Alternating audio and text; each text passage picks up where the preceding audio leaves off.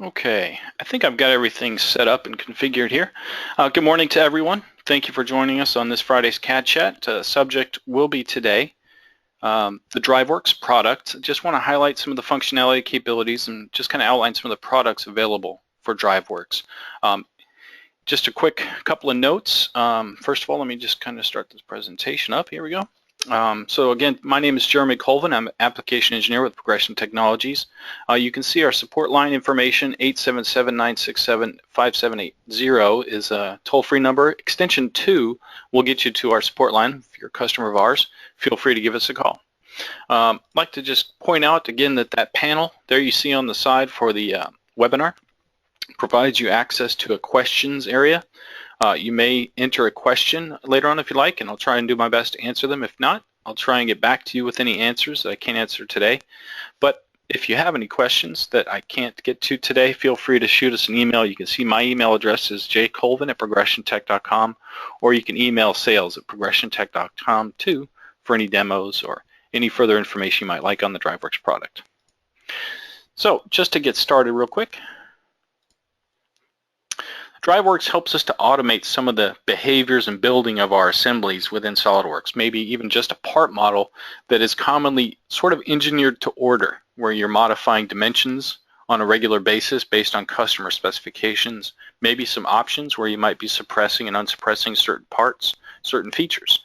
So it can really save us a tremendous amount of time, and you can, in some cases, allow others to contribute. For instance, you can let sales or purchasing have a user seat, maybe in DriveWorks Professional, where they can enter that specification data, freeing up any engineers from doing so. And then the engineers, or even an automated, they call it autopilot, could then build the system as it's released. Some facts about DriveWorks very quickly. They've been doing this for a while. They've been working within SolidWorks and rules-based automation since 2001, so a good 14 years or so. Privately held company. The focus they have had has been on SolidWorks products and integrating with SolidWorks. Integration-wise, they are a gold partner, which means that it's always certified. Single window integration with SolidWorks, as you'll see in a little bit. So the other thing just to keep in mind is that they are typically supported, and sales is supported through local resellers. That would be Progression Technologies. So if you have any questions, we would probably be the frontline tech support or frontline sales for your inquiries to DriveWorks products. DriveWorks Express, just to point out very quickly, is a product that has been part of SolidWorks itself for several years now, 2008 and onward. What I mean by that is there are some Express tools within SolidWorks Standard Edition. You do not need SolidWorks Professional or Premium. It's SolidWorks Standard Edition and higher still. This allows you to have access to these Express tools, DriveWorks Express being one of them. I'll point out a few more things involving that in just a second. They had great awards presented to them, DriveWorks themselves, and there are some certification programs and partner programs that they've been working on for many, many years.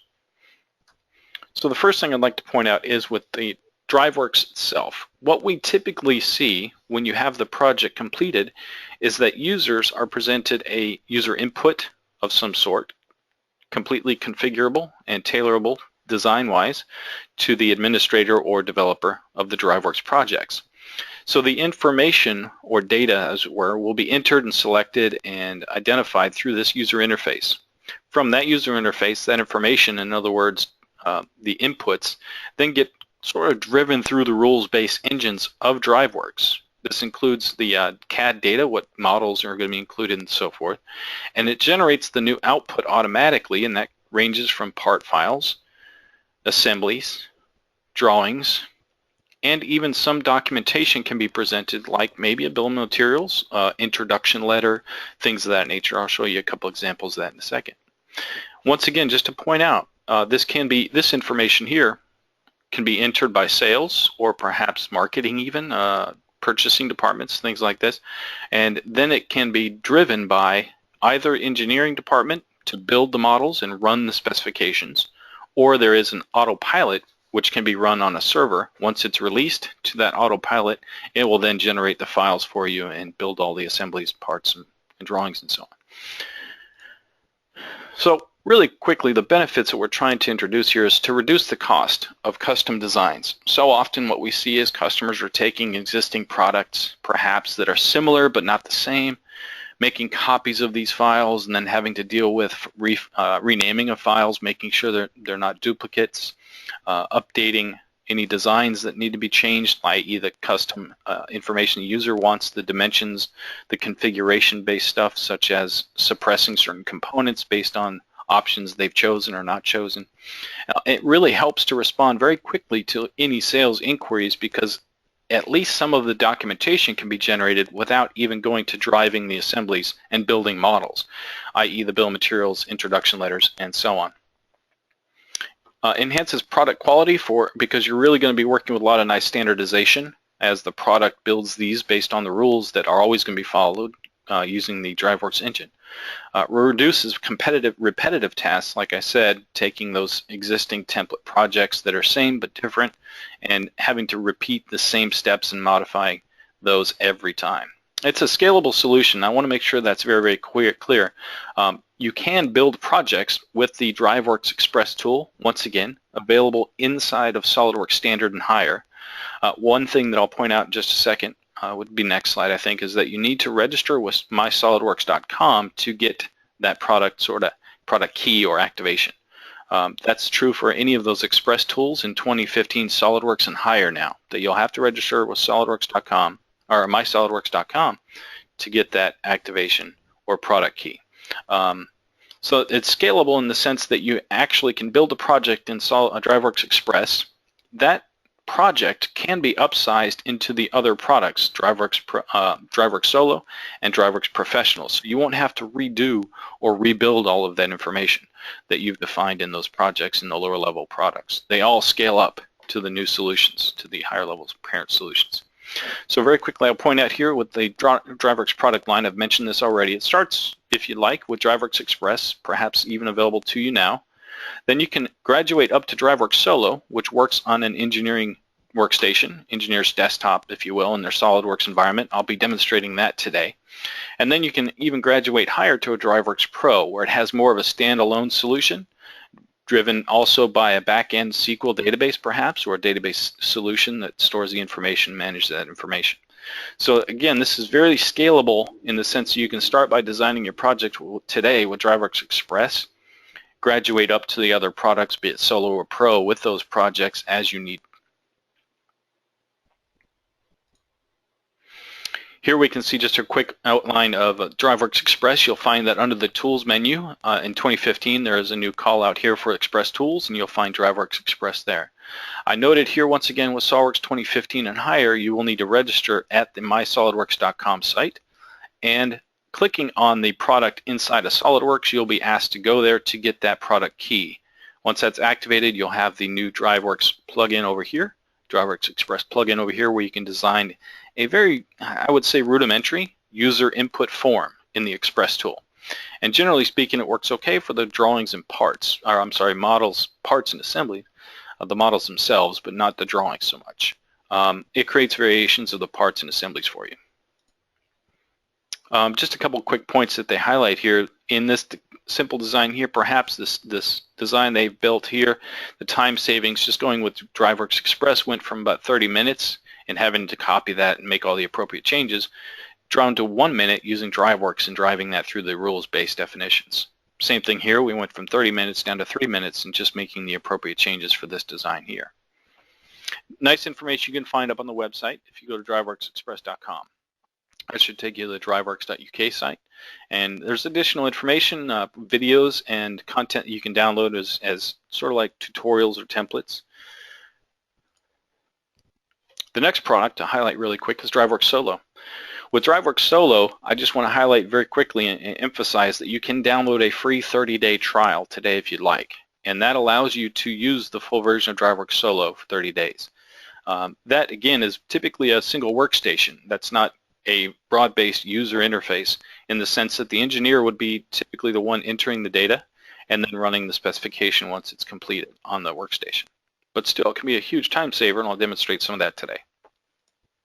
So the online resources with DriveWorks Solo, it's sort of a community-based support, but you'll see here that has tutorials and training online.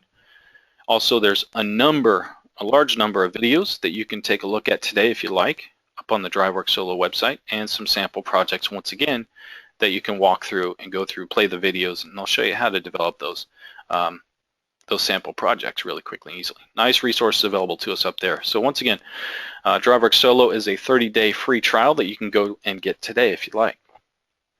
DriveWorks Professional. Before I go there, let me just quickly touch on and demonstrate a little bit of DriveWorks Solo. So let me switch over to SolidWorks. Wait for the graphics to update. There we go. And it is a plugin, so after installation of the DriveWorks Solo, you'll see it in the add-ins. So one of the things you'll do is make sure that that is added into SolidWorks itself. Once the add-in is enabled, let me get this little guy out of my way for a second. I'm going to get this panel out of the way. There we go. You'll see the icon here on the tab for the task pane, DriveWorks Solo, and when you click on that, you'll be able to open or create any new projects right here through this interface here. And once you have a project, I'll go ahead and just open that previous project here, and you'll see that there are some files that have already been captured. Once you have the assembly, you can go through the assembly's structure and capture certain files. And just to give you an idea of this file here, when you capture a part, what you're trying to do is capture those attributes. For instance, in this case, we wanted to capture the dimensions, the OD and ID dimensions. So we captured these two dimensions from those features. Those are what we want driven through the interface of DriveWorks itself. We're going to build some rules in our interface in just a little bit. Actually, it's already been done. But you can see here where we capture certain dimensions. You can capture features. You can also capture custom properties here. If you want to update the description to perhaps include the PO number or customer order number, things like this. All of this can then be driven by DriveWorks, but the first step is to go ahead and capture that. So there's a number of things we can accomplish here, from simply having drawings update to replacement models. So if we need to replace this with a different file altogether, we can do that. All right, close this down. But let me show you in the project itself. Let me pin that open for now. There we go. In the project itself, once you've got the models captured, the next step would be to then build the interfaces. And I'm going to select the Edit Project here to bring up that interface. So this is the administrator. And with DriveWorks Professional, there is a much greater admin functionality that can be performed here within this interface. But this is a great step. And again, you can get a 30-day trial of this. It starts with the user interface. And this does take some time. Some of the first things you'll want to do is kind of build that navigation. From start, you would then create a new user form, and that's all done here, and it's pretty self-evident. You can see add form, and it'll add a new form to the interface. All you need to do is give it a new title, and then you have a new form, and you just need to connect those to determine whether or not it's going to be navigating to that form, or if there's a decision point that gets added based on the decision, how that's going to be navigating to the next form available, and I'll show you that in just a second. So here you can see it's a basic interface where you should start with the details form.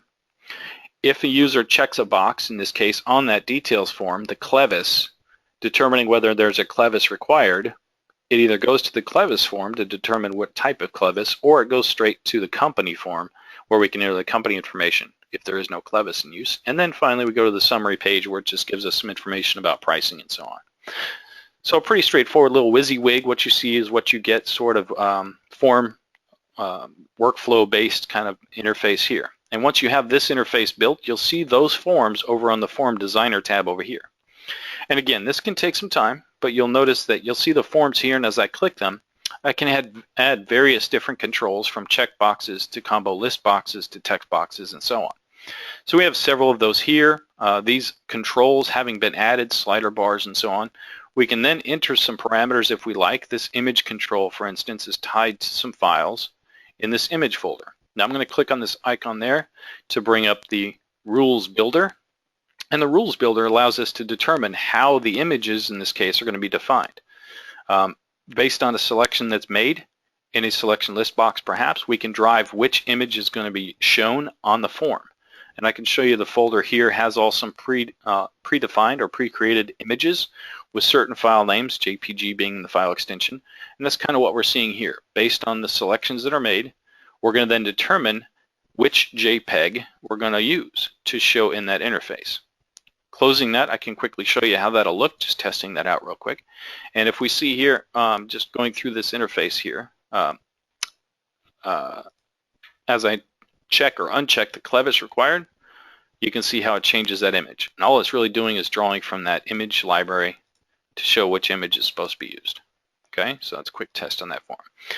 And now, as I just want to quickly point out, for instance, if we go over here, you'll see more of the results, and it's going to show errors. For instance, we can have errors shown based on entries that may or may not be selected. Like we can't have a 0, so it'll have to show please select the bore. We can also have items in the list here determined based on if statements, again, based on what diameters are chosen and so on. You can have all these rules based on the entries. So this does take a little time to get set up initially. You go through each one of these forms, defining each one of the rules. There's the company, there's the clevis, where once again, based on the selection of the clevis type, I'll just quickly test that, it's going to determine which graphic to show in both of those images based on which clevis type is selected. Make sure that's updating, okay. All right, but let me show you very quickly how we would then go ahead. Oh, I should point out, just going through a couple of final stages here. Under the data and rules, you can define some variables which you can call on at any time. For instance, company name. If you have a standard company name, that can be filled in there. Constants. Maybe we have some exchange rates in this case based on the exchange rate selected, what type of currency selected. We can use the information here to then convert the dollars to pounds and so on. Excuse me. The quotation number, here again we can use the rules based. Go ahead and use the build icon here to determine how we come up with the part number itself, and usually in this case it's going to take the company name and kind of concatenate or make a full text based on some of that information inside the rules as it's building those forms.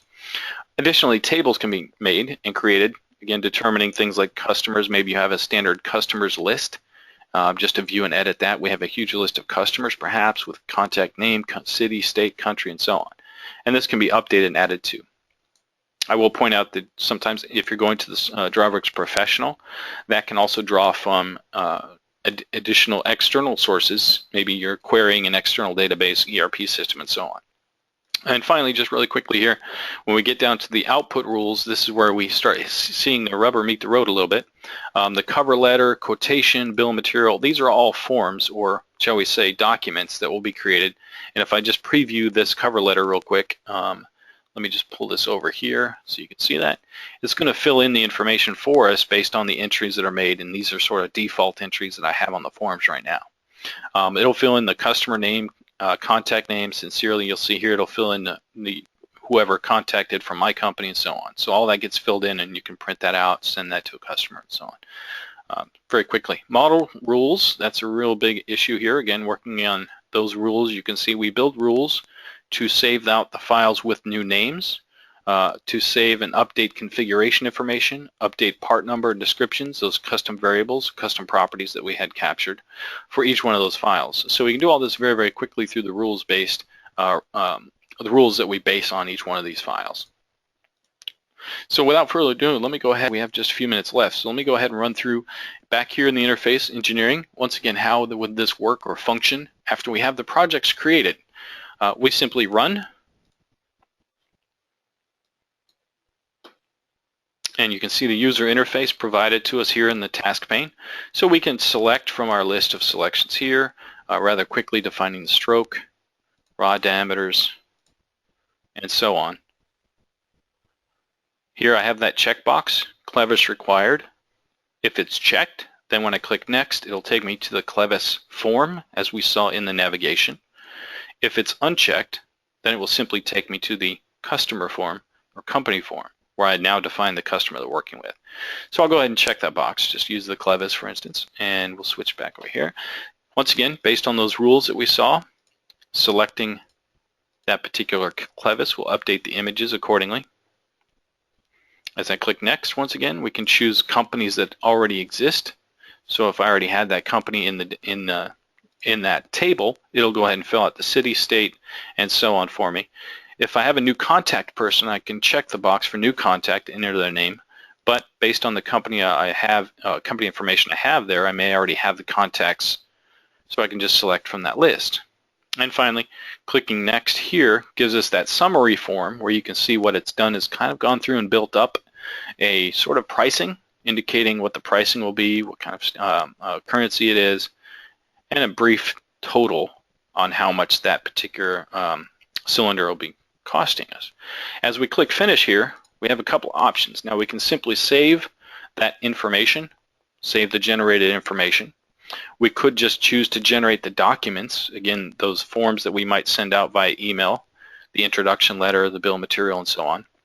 Or we can go ahead and build the whole thing and generate all the models and drawings and so on.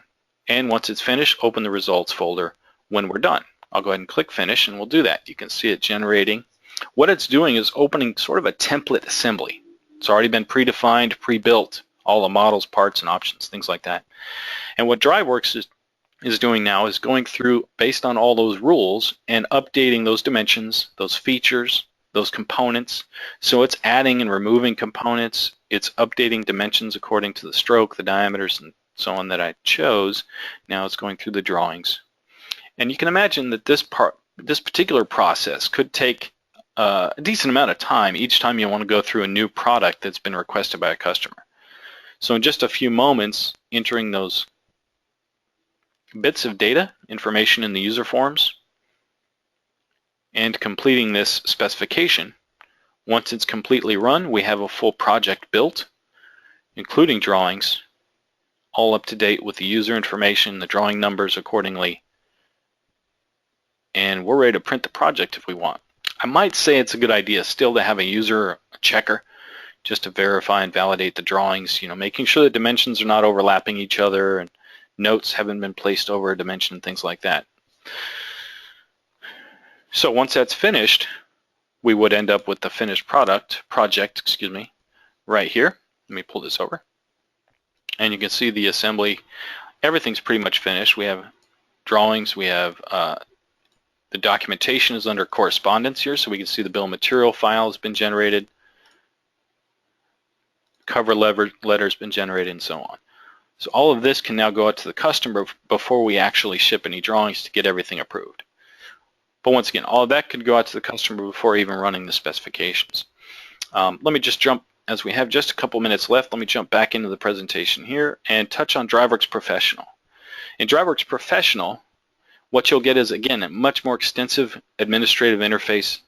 You have the ability to have separate admin seats to go along with customer or user seats, where the users simply have the ability to enter data and information.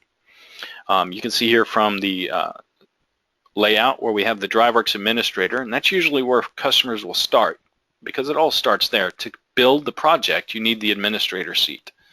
With DriveWorks administrator, once we get the project built, then users can have user seats, user licenses for DriveWorks. And again, they don't administer or edit. What they do is basically input. So they'll be using the user interfaces that are designed in the administrator to develop and build the specifications. Then the specifications can be built by the engineers for each one of those projects. As I mentioned earlier, though, you can also have a DriveWorks Autopilot license where you have a server somewhere, perhaps in the server farm, waiting for any specifications that are released. Those specifications are then driven, much in the same way you saw here live, building those parts, drawings, and assemblies, and so on. Once that's all done, you can present all that documentation and file information to the customer. There's also a nice web interface, perhaps, if you want to go to that extent. It's called DriveWorks Live, and there's some samples on the web that you can use and play with when you go to DriveWorksLive.com. And you can see, you can build the specifications through a web-based form instead of an actual user form and having that kind of a license and interface. It's basically done all through the web interface. So there's several modules, I will say, that go along with the DriveWorks Professional seat, but I would remind you once again, it can all start from DriveWorks Express, which is available with every seat of SolidWorks. You can then graduate to DriveWorks Solo or go ahead and jump right into the DriveWorks Pro, starting with the administrator and getting all the DriveWorks projects that you may have created in Express, sort of upsized or upscaled to DriveWorks Professional, creating new forms and so on.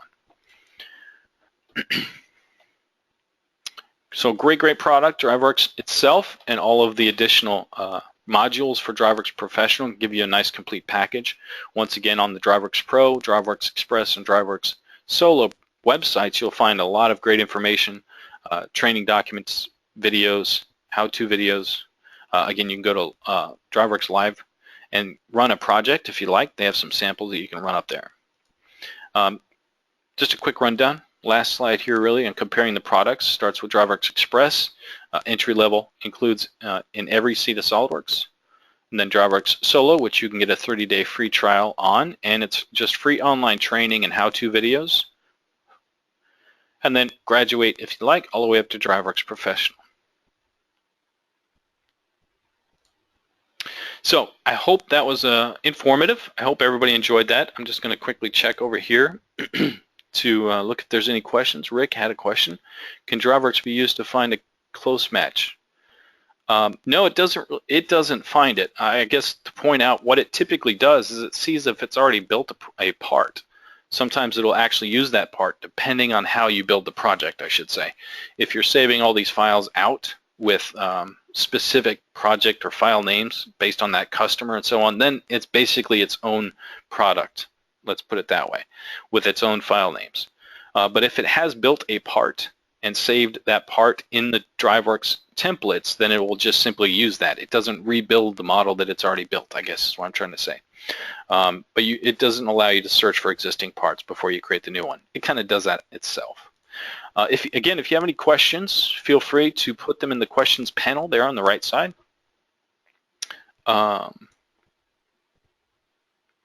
Thanks, William. Appreciate that. Let's see if there are any more questions. Okay. Don't see any more questions coming in. So I will thank you all very much, and I hope I haven't run over too much, just a minute or two. But thank you all for joining us on our Friday CAD Chat. I hope it was informative, and I look forward to seeing you all again really, really soon. Have a great weekend, everybody.